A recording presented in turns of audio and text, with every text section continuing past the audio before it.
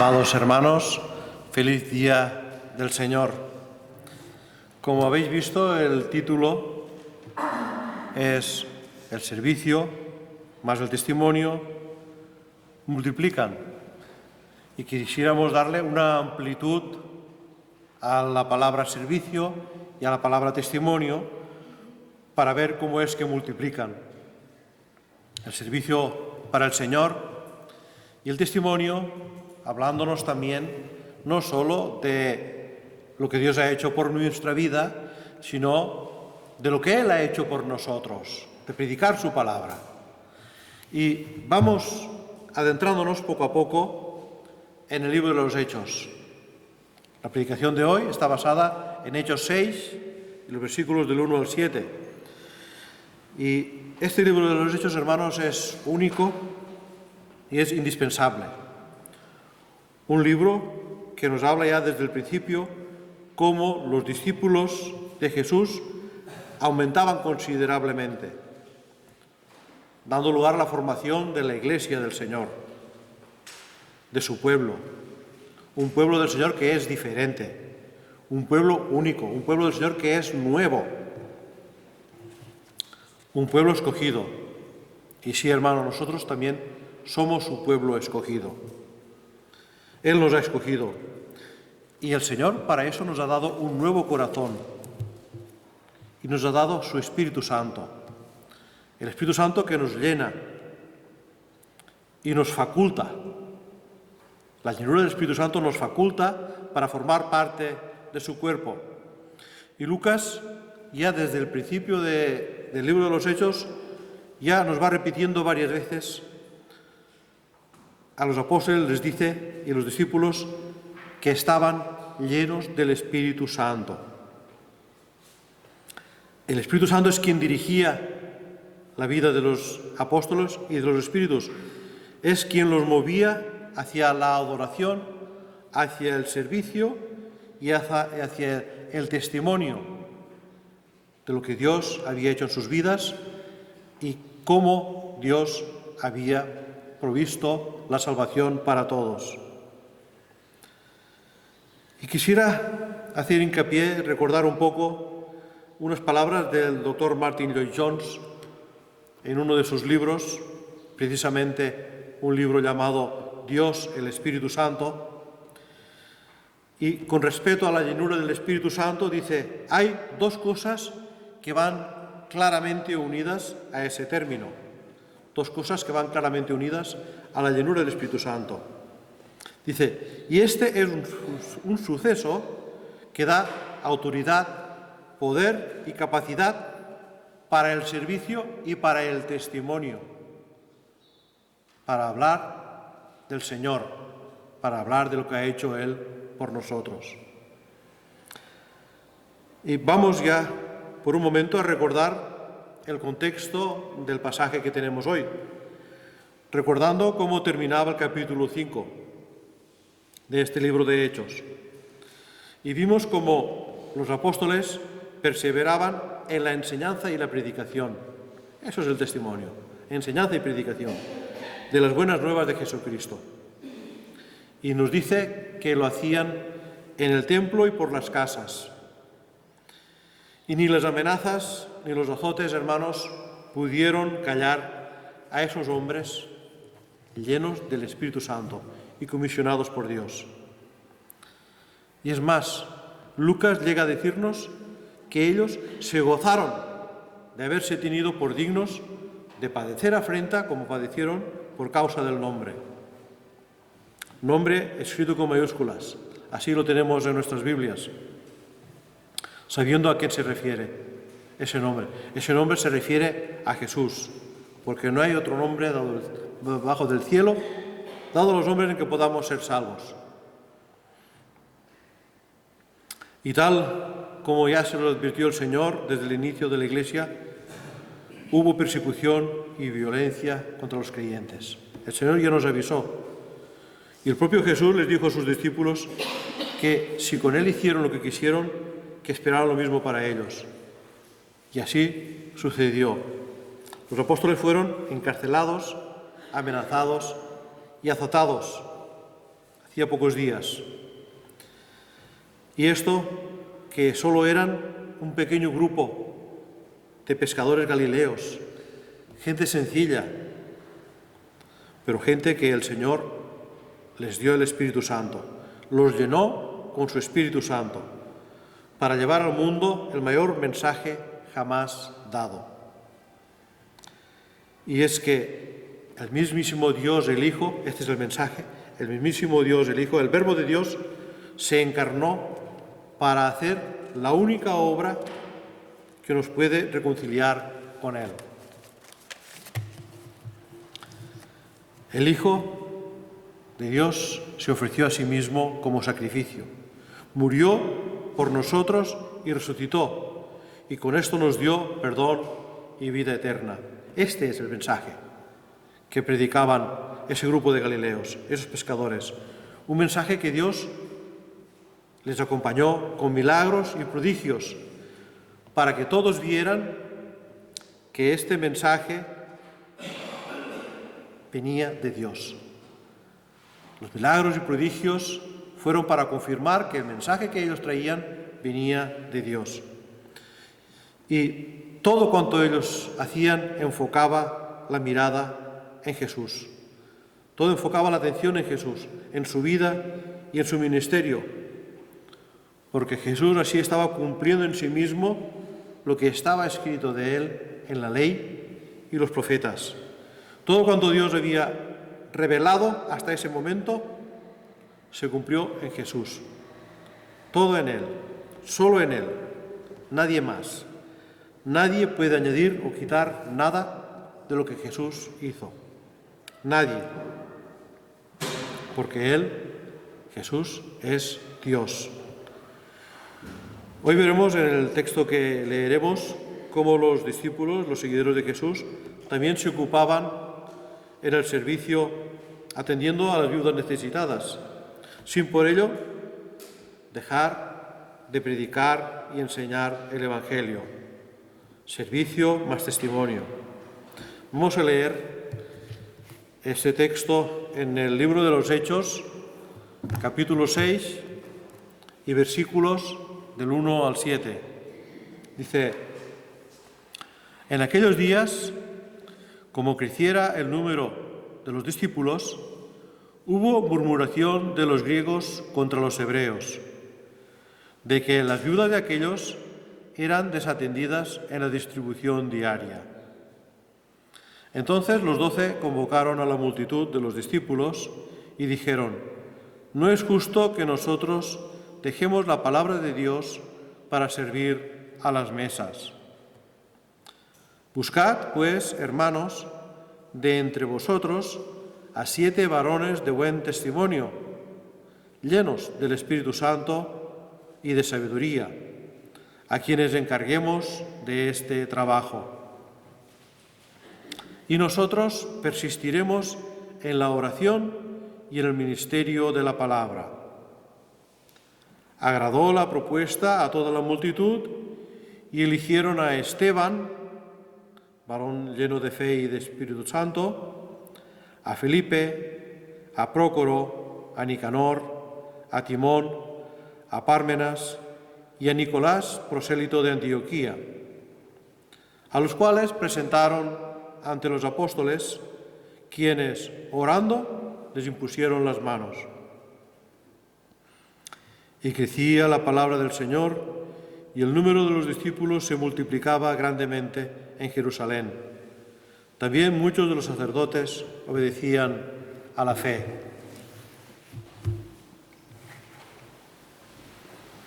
Había en el inicio de la Iglesia servicio para los necesitados, pero sin dejar de predicar el Evangelio, sin dejar de dar testimonio de Dios. Y esto es lo que se tenían encomendado los discípulos, primeramente. El testimonio, dar el mensaje de salvación. Y vemos que cuando las dos cosas van unidas, el Espíritu Santo multiplica la Iglesia. Vamos a nuestro texto a desglosarlo poco a poco Y veremos primeramente la necesidad en los versículos 1 y 2.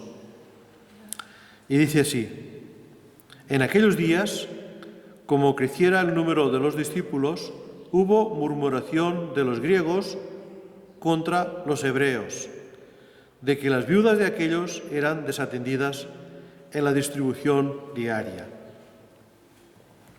Entonces los 12 convocaron a la multitud de los discípulos y dijeron: no es justo que nosotros dejemos la palabra de Dios para servir a las mesas.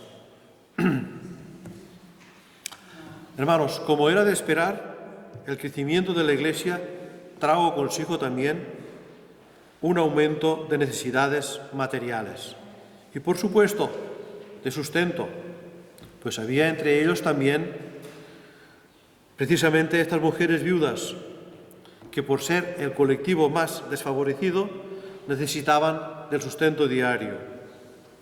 La atención a las viudas y a los huérfanos siempre ha sido observada entre el pueblo de Dios. Y en base de esas necesidades es también el por qué vimos que algunos discípulos vendían propiedades o heredades para suplir esas necesidades específicas. Pero fijaos, hermanos, que a pesar de la buena voluntad y del amor con que se trataban entre sí, no tardaron en llegar esos pequeños conflictos, esas desavenencias, como es el caso que vemos hoy en Lucas. Y Lucas nos habla aquí primeramente de que había dos grupos de creyentes. Por una parte vemos que estaban los griegos y por la otra los hebreos.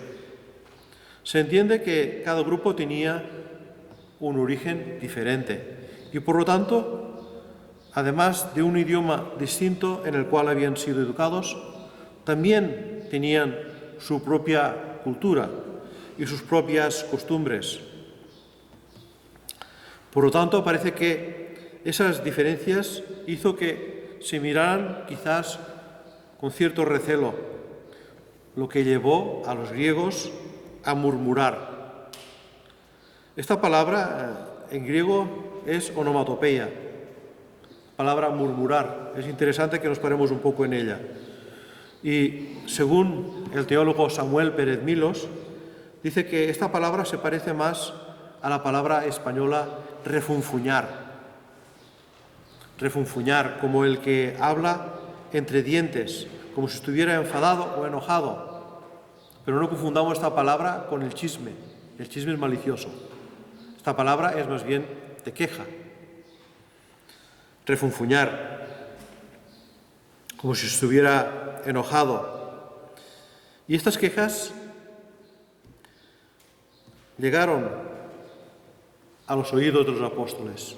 Estas quejas porque les parecía que sus viudas no eran suficientemente atendidas, llegaron a los oídos de los apóstoles, los cuales, en vista de lo hecho, lo dicho, convocaron a la multitud de los discípulos, con un objetivo claro. Ellos, los 12, no debían de dejar de hacer la labor que tenían encomendada. Los 12 debían de continuar con la comisión que les mandó el Señor. No debían de dejar la palabra de Dios. Porque además, la cuestión que ellos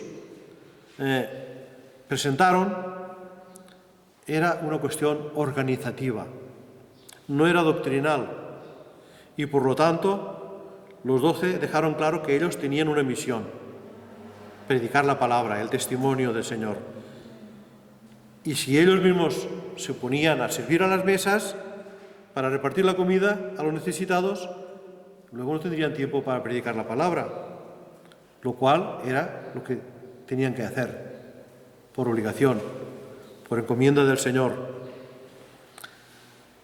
Y lo que pedían ellos, los griegos, referente a ese servicio de amor y de cuidado mutuo, podían hacerlo ellos mismos, podían hacerlo otros. No hacía falta que lo hicieran los apóstoles. Y así se decidió. Y así vemos que tomaron una decisión condicionada. Versículo 3 Ellos, dice así el versículo 3, buscad, pues, hermanos, de entre vosotros a 7 varones de buen testimonio, llenos del Espíritu Santo y de sabiduría, a quienes encarguemos este trabajo. Hermanos, aquí tenemos una base apostólica para la elección de diáconos, para la elección de los que van a servir, de los que iban a servir en la congregación. Y aquí vemos 3 requisitos, 3 condiciones que debían ser consensuadas por la congregación, confirmándolo todos ellos con el grupo apostólico, con el grupo de los 12. Todos debían de confirmarlo. Pero quiero que veamos de qué manera cada condición va acompañada por las otras 2, lo cual nos va a dar un mayor entendimiento de lo que significa cada una de ellas. Por eso, hermanos, quiero que veamos que al testimonio lo acompaña la llenura del Espíritu Santo, lo cual garantiza la fidelidad del testimonio, por decirlo así. Y también la sabiduría le da ese carácter que se muestra por la llenura del Espíritu Santo en el testimonio personal. Y todo esto, hermanos, nos hace pensar que esos hombres debían de ser hombres justos, hombres temerosos de Dios, cuya vida reflejara esa piedad fiel, una vida de adoración, una vida de comunión sin fisuras, una vida que reflejara fielmente ese nuevo corazón, ese nuevo nacimiento que nos da el Señor, una vida que reflejara esta llenura de sabiduría, una sabiduría que viene de lo alto, es la que debemos reclamar nosotros y tener. Y quiero que pensemos en esta sabiduría de lo alto, tal como nos lo explica la epístola de Santiago. Santiago 3:17 habla de la sabiduría que viene de lo alto. Dice, pero la sabiduría que viene de lo alto es, primeramente, pura, después, pacífica, amable, benigna, llena de misericordia y de buenos frutos, sin incertidumbre ni hipocresía. Voy a repetirlo. Santiago 3:17 dice, pero la sabiduría que viene de lo alto es primeramente pura, después pacífica, amable, benigna, llena de misericordia y de buenos frutos, sin incertidumbre ni hipocresía. Esta es la sabiduría que es dada también por el Espíritu Santo, que se ve en el testimonio del creyente, del discípulo de Jesucristo. Una sabiduría que es concreta y objetiva, real en la vida del creyente fiel. Estas, pues, hermanos, son las condiciones de los que iban a servir en la Iglesia. Sin embargo, los apóstoles tenían otra comisión. Y así vemos que ellos iban a usar bien el ministerio apostólico. Nuestro tercer punto, versículo 4, dice, y nosotros persistiremos en la oración y en el ministerio de la palabra. Los 12 apóstoles expusieron sus razones. Y está muy claro que se tenían que liberar de un servicio que les iba a quitar tiempo que ellos necesitaban para dedicarse a la oración y al ministerio de la palabra. Un servicio que, por otra parte, podían llevar a cabo otros miembros de la Iglesia. Por supuesto, esos miembros que vimos que debían de ser debidamente elegidos según sus dones y su testimonio. Así pues, hermanos, es como los apóstoles ministraban al pueblo. Y lo primero que hacían ellos era la oración. Recordemos que nuestro Señor Jesucristo también nos dio ejemplo de empezar muy de mañana el día orando. Y así de importante es la oración, hermanos. Jesús oraba habitualmente.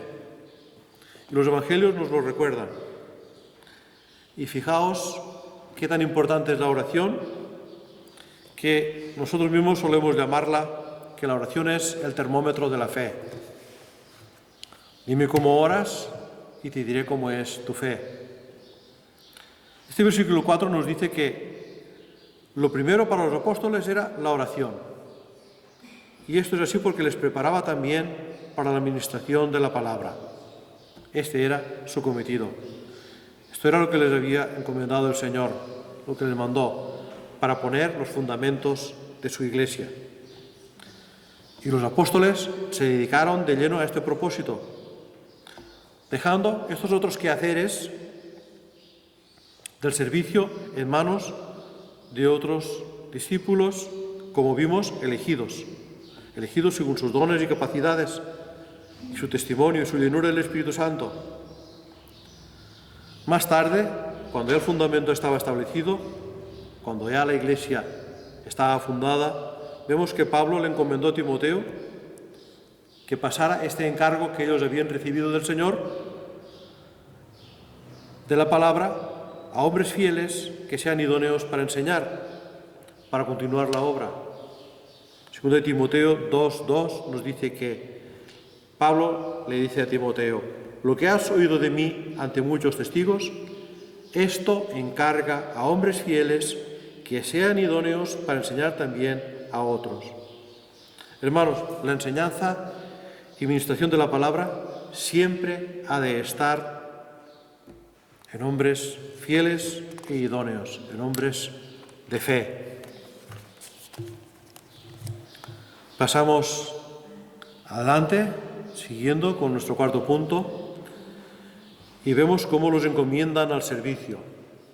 Y recordamos los versículos 5 y 6, que dice: agradó la propuesta a toda la multitud, y eligieron a Esteban, varón lleno de fe y del Espíritu Santo, a Filipe, a Prócoro, a Nicanor, a Timón, a Pármenas y a Nicolás, prosélito de Antioquía, a los cuales presentaron ante los apóstoles, quienes, orando, les impusieron las manos.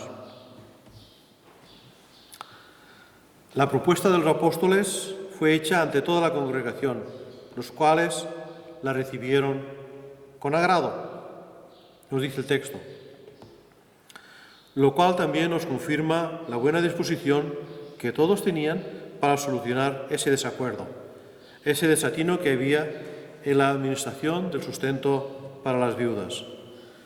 Y no dudamos, hermanos, que el Espíritu Santo usó y guió esas circunstancias para establecer precedentes, para poder solucionar cualquier desavenencia que hubiera en la congregación.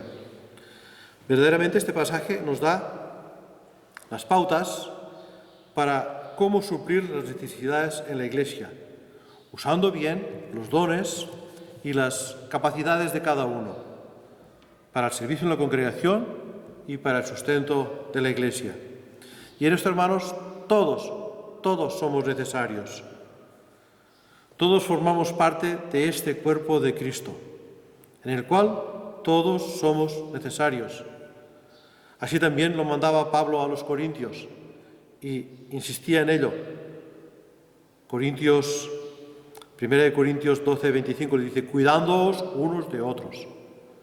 Debemos cuidarnos unos a los otros. De esta manera, pues, tal como se eligieron estos 7 varones para cuidar a la congregación. Y una cosa de notar, hermanos, es notable que los 7 que se nombraron tienen nombre griego, lo cual también es indicativo de que no había favoritismos entre ellos, ni parcialidades.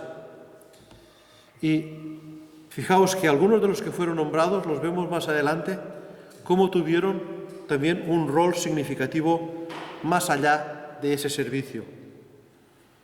El propio Esteban, que se nombra allí, fue el primer mártir por predicar el Evangelio. Además del servicio, daba testimonio también. Luego vemos que Felipe fue evangelista, difundiendo el Evangelio por donde iba. Prócoro es nombrado varias veces. En fin, todos ellos, hermanos, fueron hombres de fe que sirvieron al Señor. Fueron siervos útiles al Señor. Todos juntos fueron presentados ante los apóstoles para ser encomendados a ese servicio, no sin antes haber orado por ellos. Primeramente oraron por ellos y después vino el acto de imponerles las manos. Imponer las manos, hermanos, era un símbolo de aceptación y de plena identificación con ellos. Era un acto de encomienda para ese servicio, para la delegación de esas responsabilidades. Y no olvidemos, hermanos, que el cuidado de las viudas y de los huérfanos ha sido siempre un mandato divino desde el principio para todos. Y luego, ya finalizando, en el versículo 7, ponemos obedecer a la fe. Dice ese versículo 7, y crecía la palabra del Señor y el número de discípulos se multiplicaba grandemente en Jerusalén. Y también muchos de los sacerdotes obedecían a la fe. Este versículo en sí, hermanos, es básicamente como si fuera un documento que informa del estado de la Iglesia. Y para ello nos da 3 datos significativos y positivos. En primer lugar, nos habla del crecimiento de la palabra del Señor, a lo cual estaban plenamente dedicados los apóstoles, de tal manera que la predicación y la enseñanza aumentaban. Y esto quiere darnos a entender que eran cada vez más los que oían la palabra, cada vez más y más estaban escuchando la palabra del Señor. Y el segundo punto lo reafirma al añadir que el número de discípulos se multiplicaba grandemente en Jerusalén. Y este dato es importante porque nos informa de lo consolidada que estaba la Iglesia en Jerusalén. Una congregación llena del Espíritu Santo. Una congregación fuerte, viva, activa.